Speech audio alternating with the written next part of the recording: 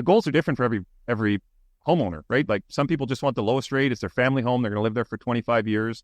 But other people, circumstances are different for everyone. Like every conversation Dave and I have with clients, and I'm sure yourself too, Greg, like every situation is different. You might think you know what's coming, and then, or they tell you one thing, but it's something completely different. Or they think they have one solution in mind, but there's actually a better one that they don't even know exists. That's what you do, Paul. You find solutions. Yeah. You find solutions. Problem solvers here. Correct. You're listening to the Ottawa Real Estate Podcast with your hosts, Paul Stevenson, David Warren, and Greg Campbell. Let's see what's going on in the world of real estate today. Yes, we are back. We are back. Holy moly. It is September 2024. This is the Ottawa Real Estate Podcast. My name is Paul Stevenson. I am a level 2 mortgage agent, and I'm here joined as always by my esteemed colleague, Greg Campbell, realtor extraordinaire and partner at the Campbell Merrick Group. Greg Campbell, it's September 11th when this comes out.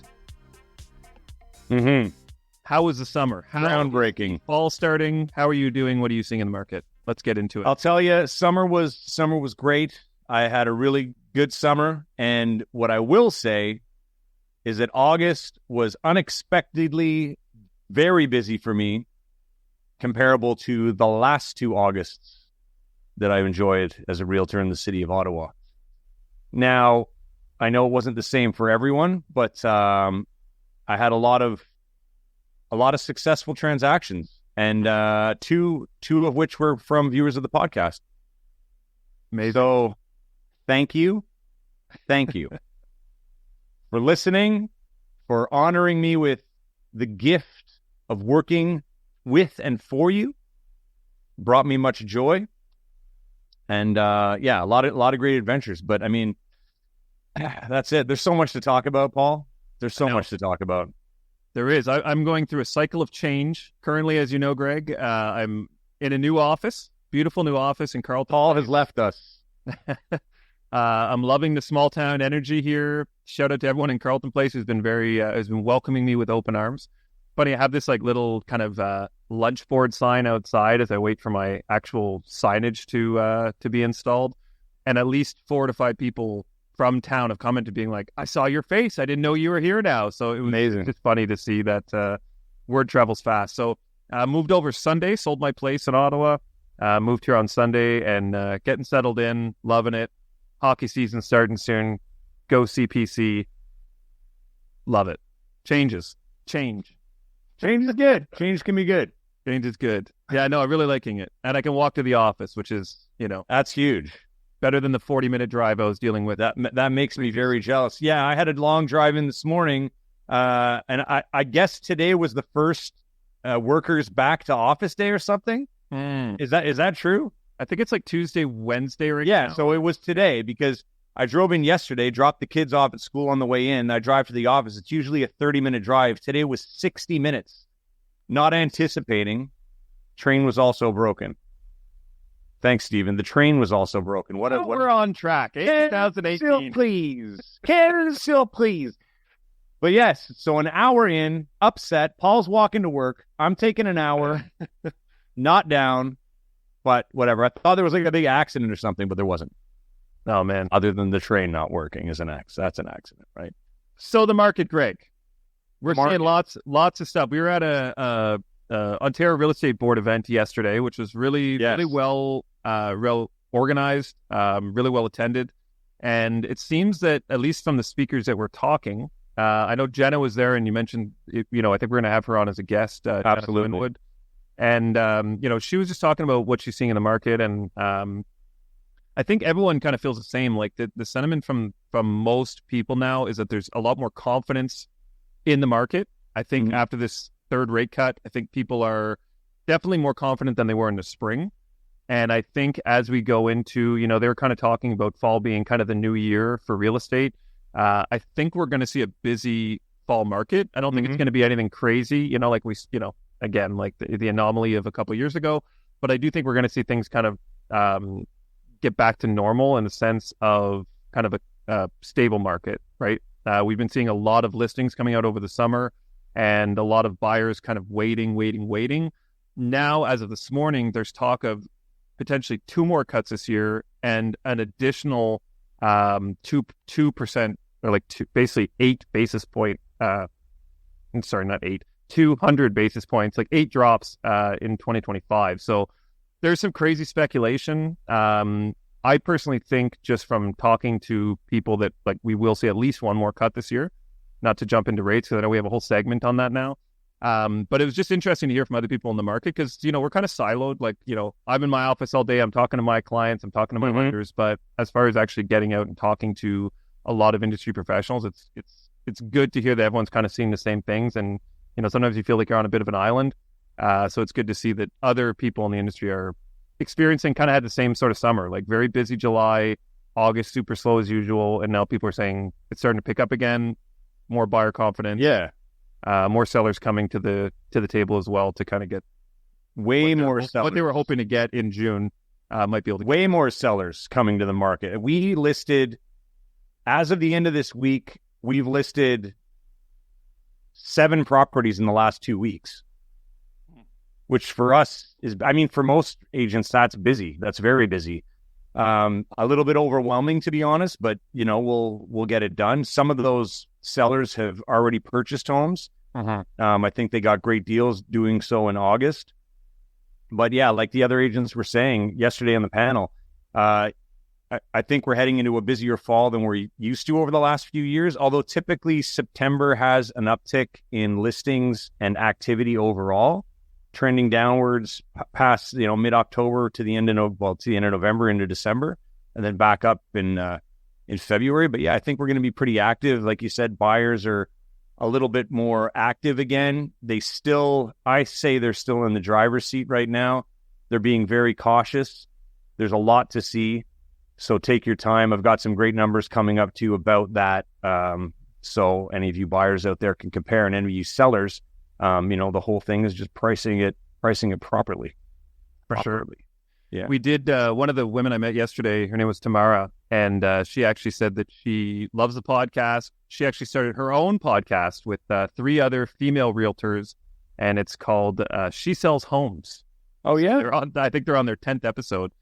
Just talking. I got to check that out. That's great. Yeah, I was listening to it on the way home. It's good. Very fun, friendly, informative. So for everyone listening, certainly go check that out. Shout out to Tamara. Appreciate her coming up and introducing herself and so on. So Greg, at the end of I don't want to say season, but our last episode, we kind of put out a feeler to listeners to say, what do you want to hear from us? What do you want to see changed? We really wanted some feedback from you as the listeners to know how we could continue to improve the show and so on. So we've created segments. We thought this would be a much better way to kind of have a consistent, informative show. And one of the segments that seemed to be the most asked for was in the news. So people want to know kind of what's happening. We kind of did this anyways, as far as talking about different headlines and stuff that's happening across the country. But we thought it'd be really good for each of us to kind of find 1 or 2 articles that really hit home for us during the week and bring that to our listeners. So without further ado, Greg, let's get into the news, shall we? In the news. Wow, look at that. Love it. I feel so professional.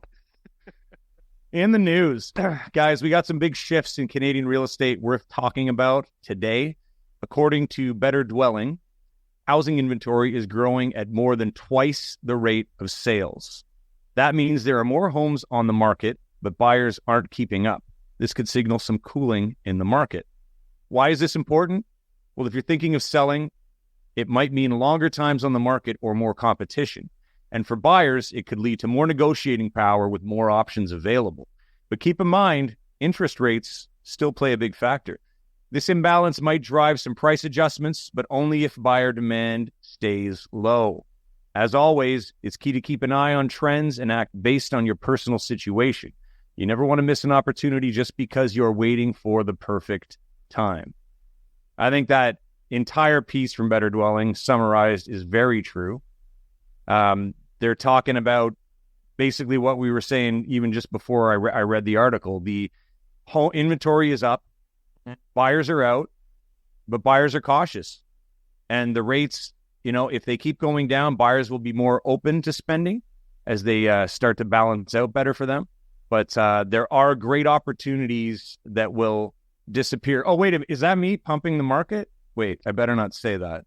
Yeah. Better not take advantage of any opportunities because I might be pumping the market based on greed. So here's a good question, Greg, and this came up yesterday. I think Stephen George, right? Is that his? Yeah, Stephen George. Stephen, yeah. So he was talking actually about, and a really good way to position us, I think, to potential buyers is if you wait until the spring, you can almost guarantee with further rate cuts that you're going to see a higher price point on the home. So between now and April, I mean, nothing's guaranteed, nothing's a certainty, but there's a very high likelihood that you're going to be paying more for the exact same home in For sure. March or April if you're waiting till the spring. And by then, we might have 1, 2, 3 more rate cuts, and there's going to be more buyers, going to be more competitive, and we could get to a point where then people are, not scrambling, but they have less options, less time, less kind of room to assess their options. Right now, as you said, there's an abundance of listings. I think buyers now have gotten, I don't want to say comfortable, but they're kind of used to that ability now to wait, see 10, 15, 20 homes and not feel any urgency. Oh, and I think and that's going to to, right? Yeah, and you can get, you can ask questions. You can, get a price reduction. You can, people that are selling, they need to sell. They're moving somewhere else. So their options are open for the buyers. It's a great time. I've been having a lot of fun with it, to be honest. Yeah, negotiating it is a good hard. time to be a buyer, right? It's a good time to be a buyer, but it may not be as good in 6 months from now, I guess, is the point. Like if you're waiting for further rate drops or whatever, there's others doing that too, and that might even bring more buyers to the fold and so on. So, and to be clear, I don't think the prices aren't going to go to what they were, but they will be higher based on what we're seeing today. I think that's important to mention. Yeah. So article, I saw a couple headlines, and I'll kind of give you quick summaries, but couple that kind of stood out to me. So CMHC has halted dividend payments to the government to boost rental housing. So summarizing, it says that CMHC has suspended its dividend payments to the federal government, redirecting funds to address Canada's rental housing shortage. The move announced in CMHC's second quarter financial results will amount to $145 million in the second quarter. Instead of sending those profits to the federal government, the agency will reinvest them into initiatives aimed at expanding the country's rental housing stock, particularly in markets where affordability is a critical issue. CMHC said it has seen a significant rise in demand over the past year for multi-unit insurance products that support the construction of more purpose-built rentals. It's encouraging to see continued increase in demand for multi-unit insurance products, which leads to increased rental supply, said Michael Tremblay, Chief Financial Officer and Senior Vice President. The agency added that while our current capital position remains strong, the preservation of capital allows our multi-unit business to grow and respond to the increased need in the market for the supply of purpose-built rental housing. So one thing that I thought was really interesting, it said that the arrears for mortgages insured by CMHC still remain low at 0.28%, resulting in low levels of claims paid, which I think is actually pretty impressive considering the shift we've seen in the economy over the last 2 years. To see that insured mortgages, which are really the most, in my opinion, the highest risk of default, obviously, because some of these people are putting 5% down and getting a 4% CMHC premium. So they're moving in with 1% equity. So that leaves you essentially a zero room for any sort of fluctuation in the market or increased payments or what have you. So imagine if you're on a variable rate at 99% LTV, loan to value, LTV, and the market shifts. Rates go up, prices go down. You're in a very tough position. And I've seen that actually over the last few months. I had a client, I think I talked about this actually on one of our previous episodes, where the client's home value is actually $50,000 under what their mortgage was. So they're actually like at 120% of the value or 110% of the value. So seeing that low at 0.28, like, basically a 0.25%, like a quarter of 1% is pretty impressive, I think, all things considered. It also says high home prices combined with mortgage renewals at higher rates continue to challenge affordable homeownership. Housing starts at an annual pace of approximately 247,000 units in the first half of 2024, were 6% above the same period in 2023, but still fell short of the levels needed to achieve affordability. So I know Dave's not with us today, unfortunately, but I think he'll have some good insight into this next week. So we'll definitely have to touch on that again. One of the other big points that I thought was interesting, and we definitely see this all the time, especially when talking to clients about renewals, it says that 43% of mortgage holders attained only one mortgage quote. So this was a survey done by everyrate.ca. It says a full 43% of Canadian mortgage borrowers obtained only one mortgage quote before making their decision, potentially missing out on substantial savings. That's according to findings from an everyrate.ca survey, which identified mortgage holders aged 55 and older, as well as those from lower income households, at being especially at risk of missing out on more competitive rates. It's like picking the first car you see without exploring other options, says Andy Hill, co-founder of Every Rate. Shopping around is essential to securing the best rate and maximizing savings. The survey revealed that 34% obtained multiple quotes from their mortgage professional. Regionally, mortgage shoppers in British Columbia were most proactive, with 60% seeking out quotes from more than once. Shout out to Centum and Chris Churkout out west. They're holding it down, informing everyone. And then Alberta and Ontario were second at 58 and 57%. But it's insane. Like, we see this all the time. Clients come to us, and honestly, most of the time, people don't even talk to anyone about the renewal. Like, I'm fortunate enough to be in contact with my clients all the time. I know Dave does as well. So whenever they're coming up for renewal, I have questions. Typically, we're the first point of contact because we're the person they talk to about mortgages, right? So it makes it a little easier to have those conversations. But there's a lot of people that are referred to us from maybe an existing client or a realtor like yourself, Greg, and they were just going to renew with their bank. Like, they didn't even think there were options. They didn't even think of options. It's just kind of like, oh, well, my bank's offering me 4.99. I guess that's the best rate, and they just move on with their life, right? It's not their expertise. It's not something they care about. It's every 5 years. They just want to renew it, set it, forget it, and move on. So that stat is, although it's alarming, it's not that surprising to think that half of people just take whatever's thrown at them and move forward. So yeah, I thought that was interesting. I thought those were good kind of headlines in the news. Great headlines for our first in the news segment. For all our viewers all our listeners out there, you're not seeing the new flashy displays that we're adding, but maybe you should tune into YouTube so you can see that. See us. They're there. Switch it up. Are you thinking of buying or selling a residential property? Relationships are at the heart of every real estate transaction. At Galtin Poirier Avocat Lawyers, we love to bring residential buyers, sellers, agents, lenders, mortgage brokers, and the law together to close the deal for you. For an effortless client experience that opens doors, call us at 613-744-4488 or visit our website at galtinpoirierlaw.ca. Let's get to the heart of your deal. Are you trying to grow your mortgage business? Centum has the tools and support to help you take your business to the next level. Get access to everything from free unlimited custom marketing to daily direct pay. Find out what your business can do with Centum. Learn more at joincentum.ca. So I might as well touch on rates since we're talking about rates and renewals and everything. So where's rates? Rates. Latest rates. There it is. Rates. Whoa. So there's a 5-year bond that's as of this morning. So Stephen has up here for anyone who's watching or for anyone who's just listening. Stephen's going to bring up now every week kind of the 6-month trend of the 5-year government bond, which is a really good indicator for 5-year fixed rates. And so this is actually, as you can see from, June, it's down a full 1.5 almost. So it's sitting at 2.79 right now.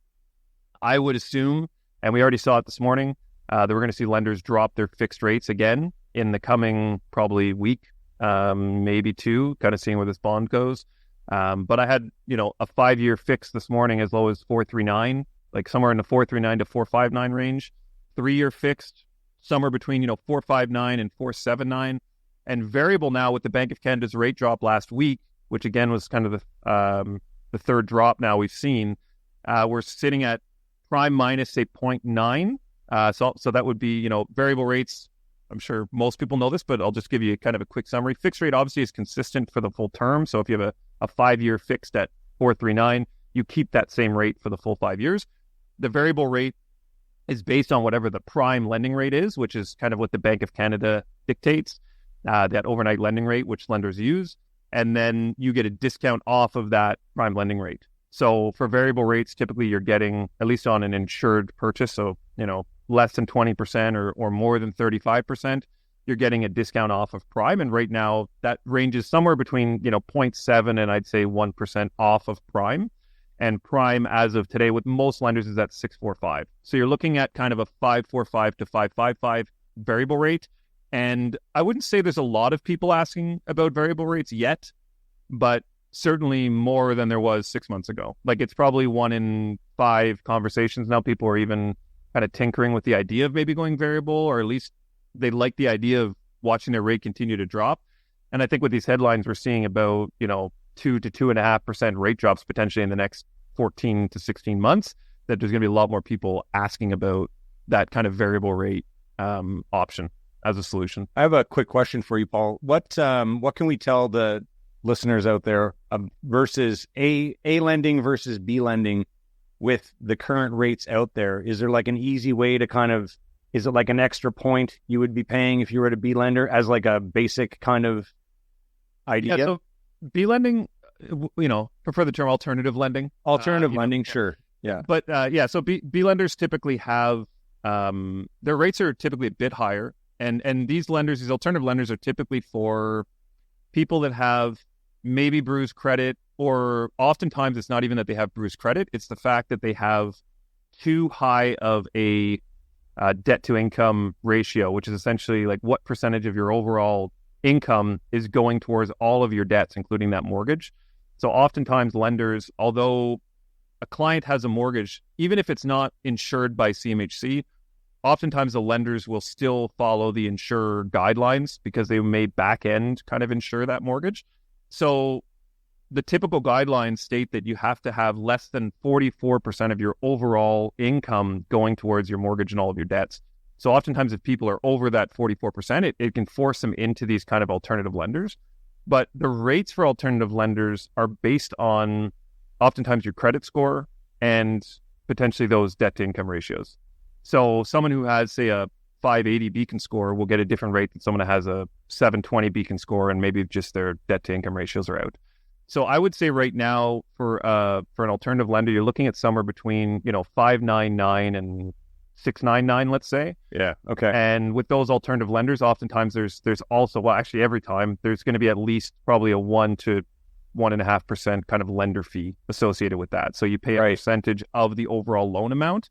But those lenders are a lot more lenient, a lot more common sense. They look at kind of the full picture. They look at, yes, you may have a lower beacon score, but maybe it's because of something that happened that's explainable, but you have great income, and everything else makes sense. So I brought that up because I wanted people to understand that are listening, that maybe entrepreneurs, self-employed and whatnot.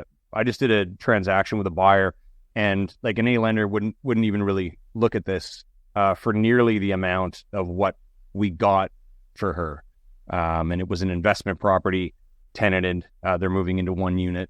But I mean, it was, when she got the rate, she was like, called me and said, like, is this normal? This seems high. And I said, for what your file, this is actually amazing. Mm-hmm. You're not going to get any better than that right now. I said, you should just be very happy that you have that rate, because right now for you, that's an incredible rate. Well, let's not forget, like 599 a year ago was an A rate. That's like what the banks were giving you as a fixed rate. And so, I said that as well. This, I think it was a 625 or something like that. I'm like, you're laughing.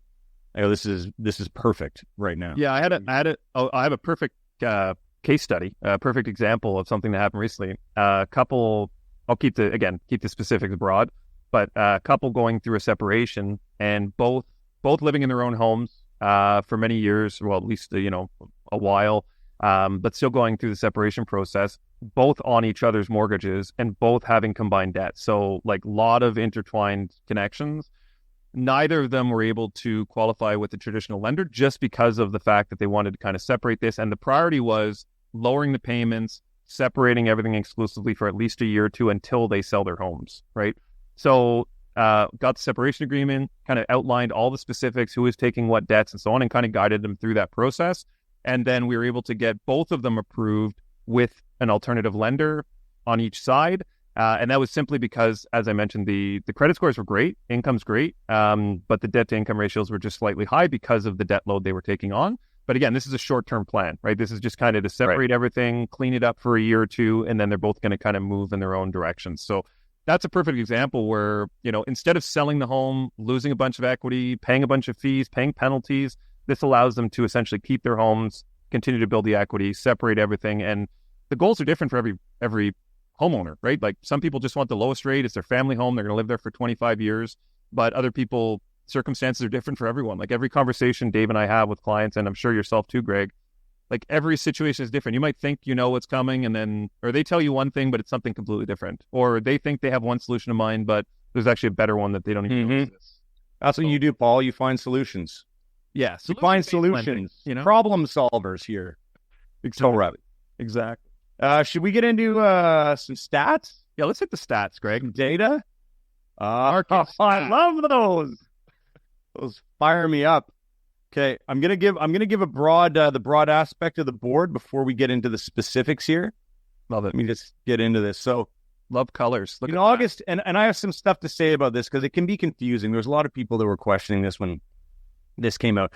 In August 2024, the Ottawa Real Estate Board reported 1,100 homes sold, marking a 10.2 increase from August 2023. However, sales were up 11.4% below the 5-year average and 14.1% below the 10-year average. Year-to-date sales reached 9,444, up 6% from the previous year.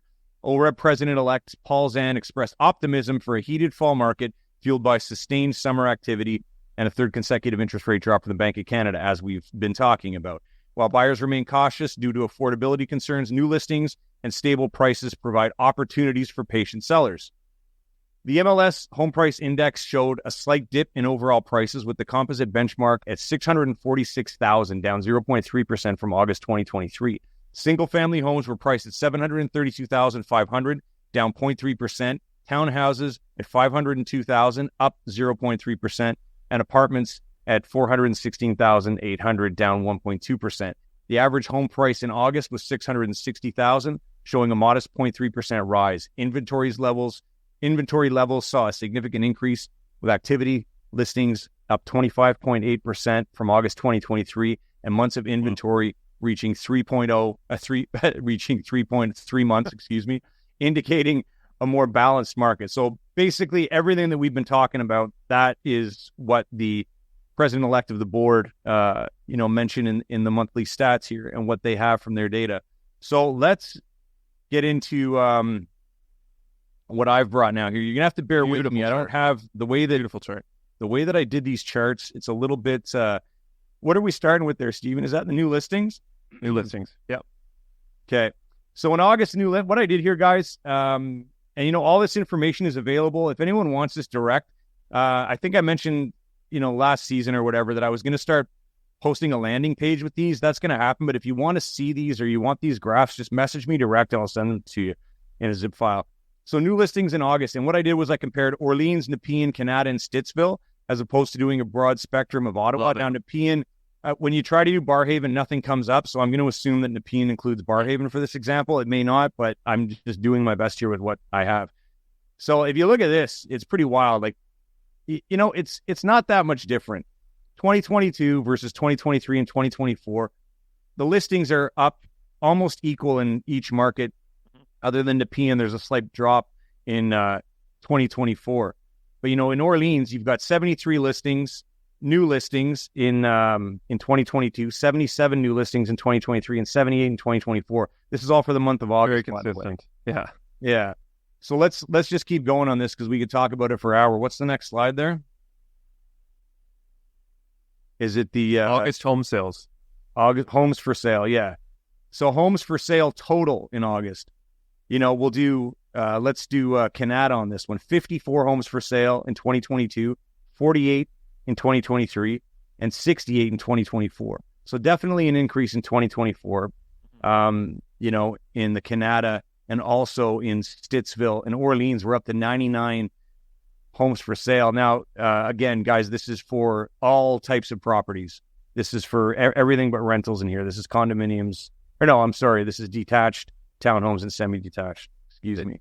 Maybe it's my own ignorance, but to be honest, those never seem low. Like, I feel like those are low numbers. And this is the thing. This is why I thought this was important for everyone to see, because the changes aren't that drastic, and you would think that they would be more based on what the media is saying and what we're talking about, but it's pretty slight. Yeah, you think it'd be at least double the numbers, right? I mean, if you look at the percentage, right? Like, it's like Orleans, 99 homes for sale versus 82 in 2023. It's a difference of 20%. Yeah. When you hear it's a 20% difference, you think that that's a lot, but that's only 17 homes more for sale. Mm-hmm. So I think that skews a lot of people's, I don't know. It would be interesting to see this stat as a percentage of the total homes in Orleans, like 99 out of 1,500. That's a very good... Because 82 out of 1,500 and 92 out of 1,500 are pretty much the exact same thing, right? I think there's actually no change. Yeah. Yeah. I mean, there is a change, but it's it's nominal. Like there's no real change there. Like, yes, it's a change. 99 is obviously 20% higher than 82, but as an overall amount of listings... Right, it's not that much. Yeah. So up next, we got August average sales price. Oh, love these charts. Yeah, right? So, I mean, let's get into peeing here. 2022 average was 614, 653 in 2023, and 622 in 2024. I mean, it's not that far off. No. When we talk about the difference in the markets year over year, we're not really that far off. Yeah. I find these numbers amazing. Again, this is August though, right? So if we were doing this chart for May 2022 versus 23 and 24, it would be a much more drastic change. Yeah. But you can see that as early as August 2022, things really took a change for the better. And now they're just staying the same. And I've been telling people this, the cycle of real estate in Ottawa after the big peak, which is usually every 20 years, we hit a plateau for anywhere from like 5, 7, 8 years where it just kind of goes through it up and down. Yeah. Very slow increases, very slow drops. It's moderate. That's why if you're buying a home, you really got to consider staying there for 5 or 10 years if you're looking at it as a way of earning money and building equity that you can pull out later to buy an investment or to buy a bigger home at some point. Uh-huh. Next, we got days on market, I think. Yep.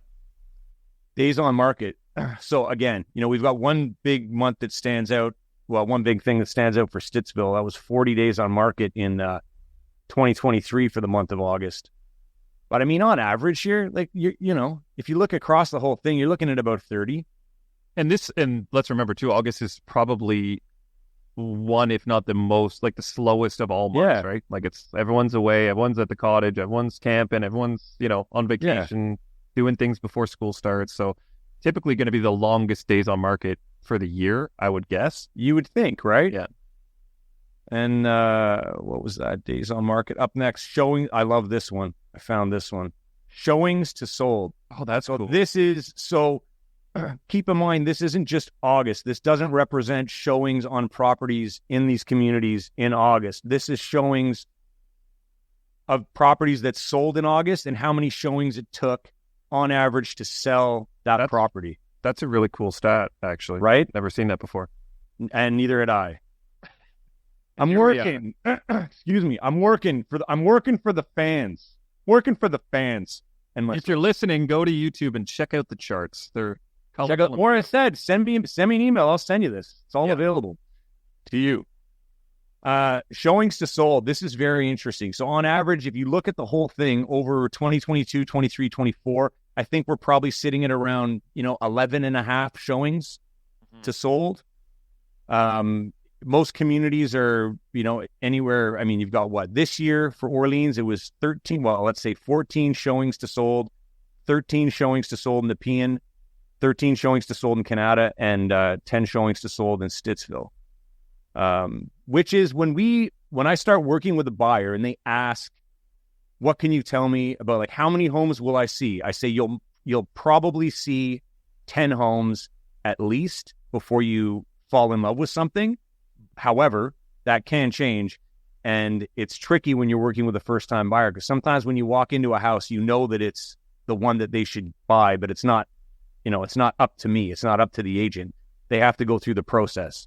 So, I think 10 is a fair number if you're a new buyer looking for homes, that you're going to see at least 10, or you should want to see at least 10. And right now, with everything on the market, you can see 10, you can see 15. So keep that in mind. I think my home had between 13 and 15 showings. Right? So there you go. So almost you landed that. Yeah. You landed that. Total sold. Let's go. Where's total sold? Total sold in August. Look at that. Mm-hmm. Wow. I mean, Orleans, again, it's the same. 45 in 2022, 41 in 2023, 47 in 2024. So hot right now. Crazy. Look at these numbers are kind of staggering to me. It's impressive. But I mean, everything's pretty much the same. Look, Nepean's like the same, 21, 20, 18. Canada's seen a strange kind of dip there, but a little bit of a dip. Mhm. Stittsville's the same, basically 20 homes sold each August over the last 3 years. Yeah, Canada definitely saw a dip versus 2022. But yeah, Canada was like extremely, I think that was one of the hotter markets in Greg, what valuable insights these are for you to present to your clients during a listing presentation of all. It's funny because here's the stats, here's the numbers. And sorry, I had to say it before you took over because I know you got something great to say. They were talking yesterday, and I thought it was really neat about like in those conversations with clients for listings is just showing them the data, saying here is where the market is right now, and then having an honest conversation with them about what price to list their home at. Yeah, and it's true. Like I'm very transparent with that. I usually give, actually not usually, all the time. I try to give 3 examples of where you can price your home, depending on who the client is and how easily, the information is available for that type of home. So I had this one, which was a little bit more of a rare property. We have it listed right now, 114 Echo Woods in Stittsville. And we looked at 3 different options for pricing. We looked at like super high, middle, and low based on different reasoning and what could happen pricing at those price points. And the client was, he said, man, that was my favorite part about what you sent me because it put it into perspective and it made it much easier for me to decide which number was best for me. And the way you explained it and how you're comfortable and how we would move forward with it. So that's something you should look for too. If you're working with a realtor, you should try to get 3 different price points and have them explain the reason why which one is better than the other, or just options for them to choose. So the last piece of data here we got is, man, frog in my throat like crazy. Excusez-moi. August, month's supply of homes. Look at this. So this is where it changes. 2024 is, I won't want to say way up, but it's way up in certain markets here. Like Nepean, we've got 3.2 months worth of homes. Orleans, 2.1, up from 1.5 in 2022. 2.5 months of homes in Canada, up from 1.7 in 2023. And Stittsville has 3 months worth of inventory, up from 2.6 in 2023 and 1.5 in 2022. So this is where it changes. This is where you're seeing more homes staying on longer and more available. These are the numbers that are very indicative of the supply, where we talk about there's more homes available. This is what you want to look at. As a seller, looking at this information, I think is very, very important. Anyways, that's like this seems like it is inconsistent with the other stats, like months of supply. You'd think if you saw that there'd be like a big increase in listings, a big increase on days on market, right? Like all that would be fairly consistent. But that's for August, right? Mm-hmm. The months of supply is based on what's available now, not just right. August. Oh yeah, so it could have been listed in June. Kind of like the showings to sold thing. That's what you gotta. That's glad I asked. Yeah, thank you. First coffee over here. Yeah, I'm excited about that. Does everybody? I mean, everybody watching, I'm sure you're going to say that you really like those graphics. When I found how easily available it was to me, I put it together.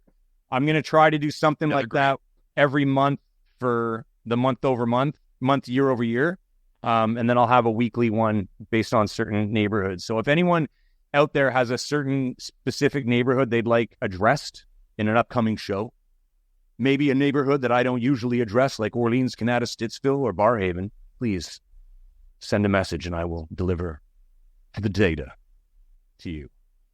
So here we go, Greg. We'll get into the tail end of the show. One of the biggest pieces of feedback, we actually got it from multiple people, was that we oftentimes, and I think everyone's guilty of this in the industry, we oftentimes use a lot of jargon and things that we don't even think maybe are jargon, but we just use them as our everyday language. And we wanted to kind of take one term per week and just kind of break it down so our listeners have, so they're further educated, more informed. better understanding the industry and what we're doing. So today, very simple, but I wanted to hold on, bring in the card. My definition. Yeah. Yes. Yes. So my definition of the day feels like it's a spelling bee. Yes. Is open terms. Open terms. So I get this question often, especially with renewal conversations. People asking me, the bank says it's going to be moved into an open term, or they're going to put me in an open term if I don't sign something. What does that mean? So oftentimes an open term is something that will last only usually 6 months. And it's for someone who knows for sure that they're probably going to be selling in that 6 months. So an open term just means that it's open to repayment at any point, meaning you can pay the mortgage in full without any penalty. Most terms, like the 3 and 5 year fix we were talking about earlier, are what are called closed terms, which means that you have certain prepayment privileges. So in most cases, it's 15 to 20% lump sum payment of the original loan amount, and an additional 15 to 20% increase to your monthly payment. And both of those go directly to the principal balance. But that's a closed term. So it's kind of pre-set out kind of guidelines that you can use as far as prepayment. An open term is something where you can pay it in full at any point. Now, the downside of an open term is it often comes at a higher rate because the lender knows, we're only going to be getting interest for a month or up, maximum 6 months usually. So they typically will charge a higher rate. I would say somewhere between 1.5% to 2% higher than what the fixed rates would be in kind of the open market. So that's kind of a general synopsis. Greg, does that make sense? Makes sense. Makes sense to me. If you have more questions about that, reach out to Dave or I. We can talk your ear off about different rate options and terms. Don't call me about that. Oh, Greg, and ask him all your rate questions. Someone was calling me about mortgage questions the other day and showing me the contract. I'm like, dude, just... I'm like, I think this is what it is, but, please verify. Yeah. I'm so happy to be back, Greg. This is great. I woke up today a little groggy. I didn't sleep well last night. Still kind of getting settled in. A lot of unpacking, a lot of long days, and a little bit of coffee, a little bit of toe rep. Feel back. A little bit of toe rep. That's about it good. Mood boosts. I got 3 today, and they're bangers. I'm coming back with some bangers. Okay. So Greg, number 1, what sounds like a sneeze and is made of leather? A shoe. Excuse me. Yes. I can hear Dave rolling his eyes, Number 2, what do you call 2 monkeys that share an Amazon account? Primates. Yes. Primates. Yes. And this one's actually pretty fitting. In 2020, I didn't do a marathon. I didn't do one in 2021, 2022, or 2023 either. This is a running joke. Nice. Those are very good. Yeah. My mood has been boosted. I've leveled up my mood. Boosted. Thank you, everyone, for your feedback. It was actually very valuable. We weren't sure what to expect, and it was actually very enlightening, I would say, and gave us a lot of things to think about and kind of revisit. So hopefully the new format is great. We actually got a new intro jingle coming as well that Greg's put together. And Dave will be back next week, and we'll be back in full force. So thanks as always for listening. Shout out to all of our sponsors, and thanks for listening. Happy to be back. Closing remarks, Gregory? No, that was great. Awesome. We love you. We'll see you next week. Have an awesome week, everyone. Deuces.